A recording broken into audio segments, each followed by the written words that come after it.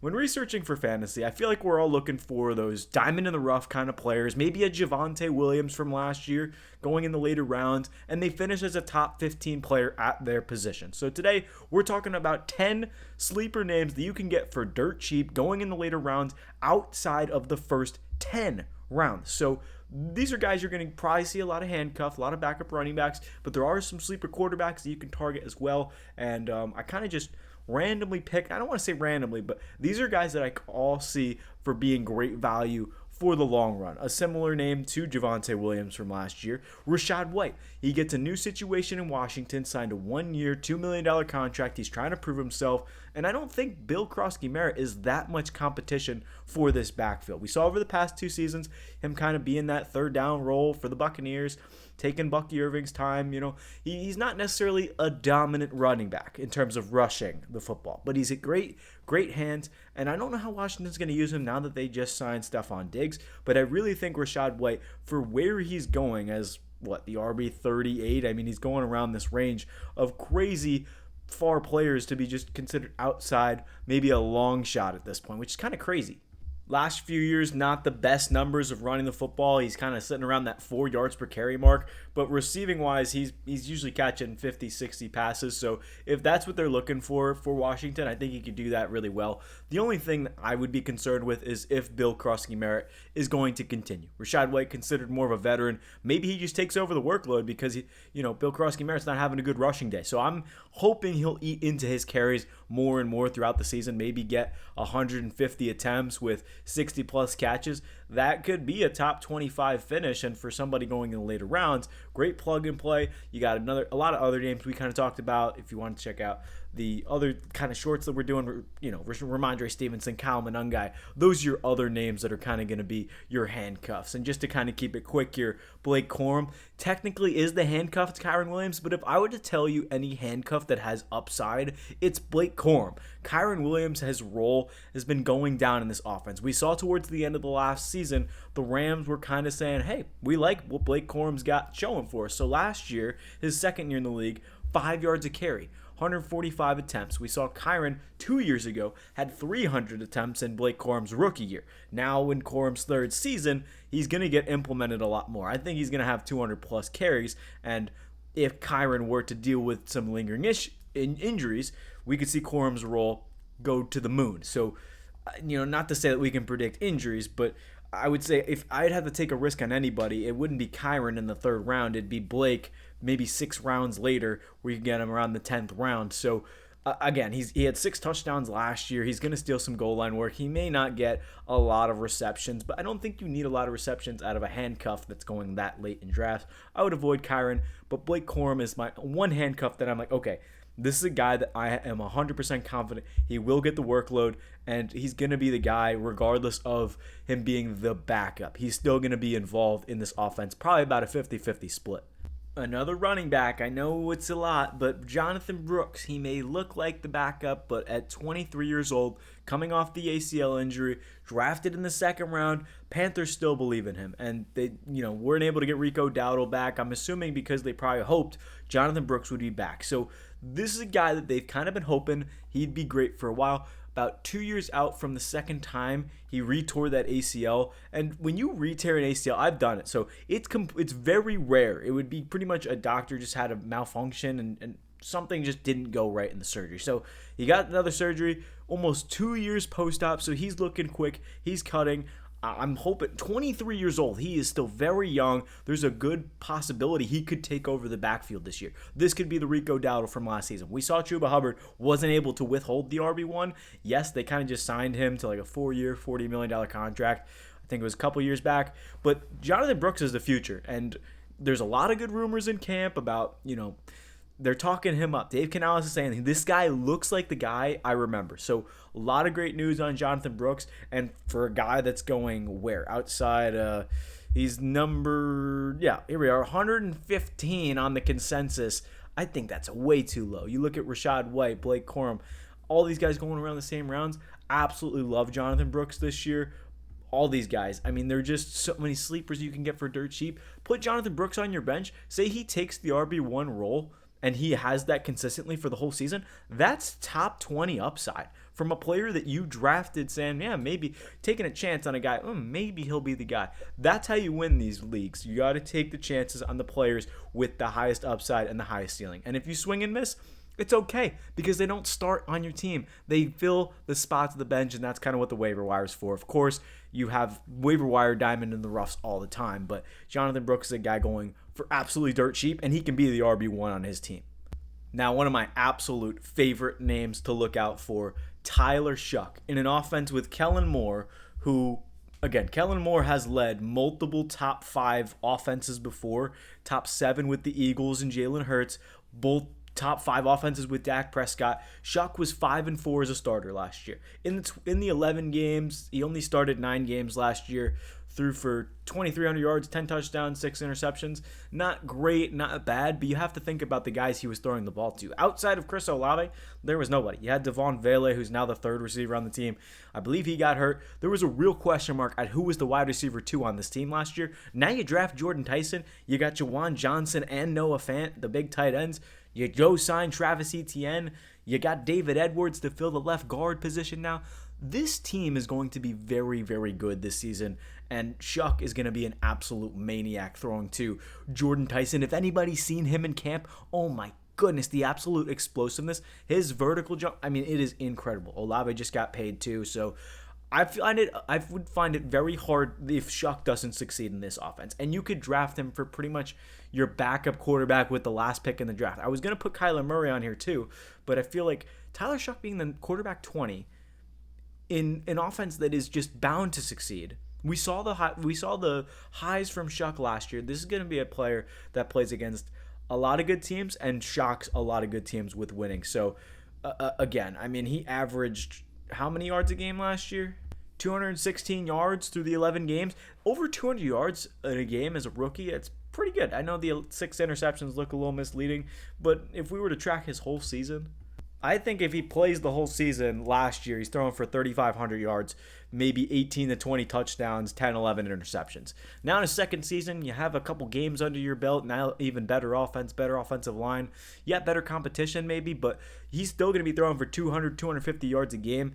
Absolutely love Tyler Shough. More love the value where he's going, but I took way too long on him. Let's move on. Matthew Golden, we'll keep it quick. He was in our last kind of sleepers video. He reminds me of a Keon Coleman 2.0. I'm very nervous to draft him because Keon Coleman, you have these high hopes for the Bills, and you have this Matt LaFleur offense, Joe Brady offense that just has a carousel at wide receiver to where they just say, hey, anybody, you could let anybody in. Go ahead. Savion Williams. So I'm very nervous for Golden, but the value is there. He's going for nothing. It's kind of the same value as Keon Coleman last year, but maybe you don't get anything consistent from him. I'm hoping as a rookie it wasn't great. Maybe a second year he has a breakout. He was a first-round pick, so there's a lot of explosiveness here. But he's not even the wide receiver 1. He is the wide receiver 2, Christian Watson. I don't even know how this offense is going to look, but I don't know. The offensive line's pretty bad. But Matthew Golden, there's good news out of camp. I fear Tucker Kraft could take over, so I'm a little wishy-washy on Matthew Golden, but there is upside for a player that is emerging to be the wide receiver 2 in this offense, and if Tucker Kraft misses any time, he could be a go-to target to Jordan Love. Not to mention, he had his first touchdown towards the end of last season in the postseason, so maybe that starts something in terms of rolling into this year. Hunter Henry. What player are we on? Player 6 out of 10, Hunter Henry. 5th easiest schedule. I like Henry mainly because you again a backup tight end. Why not? People are kind of like, you got AJ Brown, Romeo Doubs. This is still a very good red zone target for Drake May. He's not just going to disappear. And now you look at the fact that their backup tight end is now no longer there. Austin Hooper is gone. Hunter Henry may not be a guy that's going to be a consistent 10-point fantasy tight end, but he's still a guy with a lot of explosiveness. Somebody who can get a 1 to 2 touchdown week. I think he's a very safe backup tight end with a lot of upside in terms of who's on a bye week. If you draft like 2 tight ends, maybe you're not sure on Isaiah Likely, and you draft Likely and then a backup. Oh, Hunter Henry. Hunter Henry could be a good guy to just flop in and out. Hey, who's got a good matchup? Okay, who can play good this week? So that's why I like Hunter Henry. Again, it's a red zone target. Maybe you can say there's other guys that they might go to in terms of AJ Brown being a red zone threat. Yes, they'll probably spread the ball around, but still, Hunter Henry is still a very safe option. The other name that I was going to go with was Chigakonkwo. on the Washington Commanders, who's also the number 2 tight end or number 2 option in that system. But now that they drafted or signed Stephon Diggs, that could be a little bit of a concern. But I do like Chig as well as Hunter Henry if you're looking for a backup tight end to draft later in rounds. Deebo Samuel, I know it's weird considering he just signed with the 49ers, but let's say Mike Evans actually misses time because his hamstrings are made together with paper clips and his quadriceps as well. After 30, he's 31 years old now. I know Deebo's getting up there in age too, but if he is the only wide receiver there, Deshaun Stribling is hurt, Christian Kirk is hurt, their entire team is hurt. Their entire defense was hurt last year. Now it's their entire offense this year. If Deebo is the only healthy guy, and Kyle Shanahan said he's going to mix it up, he's going to be in the backfield, he's going to play some running back too, that'll be really interesting because Deebo had a solid season with the Commanders, but this is an offense he knows all too well. So there's really no reason for him to have any part of a bad season. He knows the system. He's a very big part of it. I'm not saying he's going to have a crazy year, but again, where he's being drafted, I feel like it's being slept on. And if Evans, say he misses any time to start the season, Deebo is the clear-cut number 1 wide receiver. Ricky Pearsall got shut down for the season. So he's the clear-cut number 2 if Evans is there. But again, Evans his body is slowing down. Again, I know Deebo's 32, but if Mike Evans is gone, Deebo's the number 1 wide receiver. Just keep that in mind. I think Deebo can be a really sneaky option later in drafts if Mike Evans and, like I said, Christian Kirk is on dribbling. Nobody's really there. So Deebo out of the backfield. He's been in the system before. I don't need to keep repeating myself. Deebo's a good pick. We got another handcuff here in Brian Robinson Jr. Bijan just got paid, so obviously if you're going to take Bijan first overall, you got Brian Robinson and Isaiah Pacheco. Pacheco is going later, so for Gibbs' purpose, maybe you like Pacheco later. He could still be involved, but Brian Robinson is not going to get any work. I mean, he's really there just to back up Bijan, if he were to go down. The only thing I'm worried about with Bijan is injury. That's kind of why I bring up Brian Robinson, because you can't actually, predict injury. It's so hard. Nick Chubb going down a couple years ago, running backs drop like fly. I mean, it's the most injury-prone position. That's why there's a lot of running backs on this list, because if you draft a guy and then there's going to be injuries, right? Last year, we had one of the most healthy running back seasons ever. I feel like there was only like 11 games missed through the first top 15 guys, and Bucky Irving was half of those games. So it's definitely tough. So Bijan entering his 4th season, he just got paid. I could see, maybe he plays the full season or maybe he gets hurt. There's just so many question marks, but I feel like Brian Robinson have to leave him on this list because he's such a great handcuff to Bijan Robinson, and maybe you steal him from your league mates. Bijan goes down week 3, and then, oh, please trade me Brian Robinson. So he's still good trade bait, Either you trade him to the guy who has Bijan, you keep him for yourself. If you have Bijan, there's a lot of different ways you can go, but have to list him here because he's there. Malik Washington, another name. He may not be a great receiver. However, he's technically the number 1 wide receiver in this offense. You got to pick one of the Dolphins receivers and just run with it. Malik Washington, Jalen Tolbert, somebody's got to catch the ball on this team. He's not going to have 300 yards like he did last year. If he does, maybe this team is just worse than I thought, but I think he's going to have 600-700 yards, maybe something like that. I mean, this offense is going to be one of the worst in the league, don't get me wrong. But you have to look at the play style of the Dolphins, right? They're going to be down in games. They're going to be throwing the ball a lot. So who is Malik Willis going to gravitate towards? Maybe running the football. Maybe this is the Jets offense from last year, and then, you just get Justin Fields / Malik Willis running around all the time. But if he's going to throw it to anybody, why not let it be Malik Washington? I mean, he's the eldest receiver in the room in terms of he's been here the longest, and he hasn't been here that long, but you know what I mean? So he's been in the system. He's going late in drafts.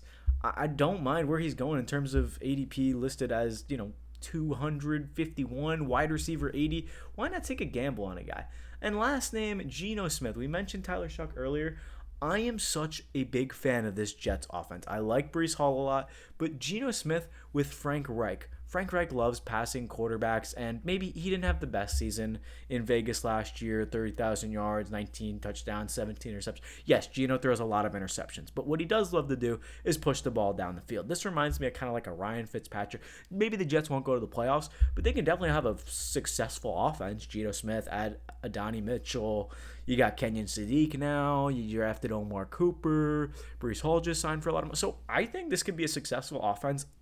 I think Geno's going undrafted at this point. So you could draft a quarterback Maybe it's like a super flex league. Geno Smith is going to be a very good option. Say it'd be your third quarterback on the depth chart. I have Malik Willis. I'd much rather have Geno Smith. He's going to get you a solid 14 points. Yes, the only problem is he does not have rushing upside, but in terms of a sleeper, I think this is as good as it gets. Maybe you go after Daniel Jones or another rusher. I'm trying to think like where the other rushing quarterbacks are listed. So let's just look at where Geno is going around. Aaron Rodgers, Jacoby Brissett, Tua.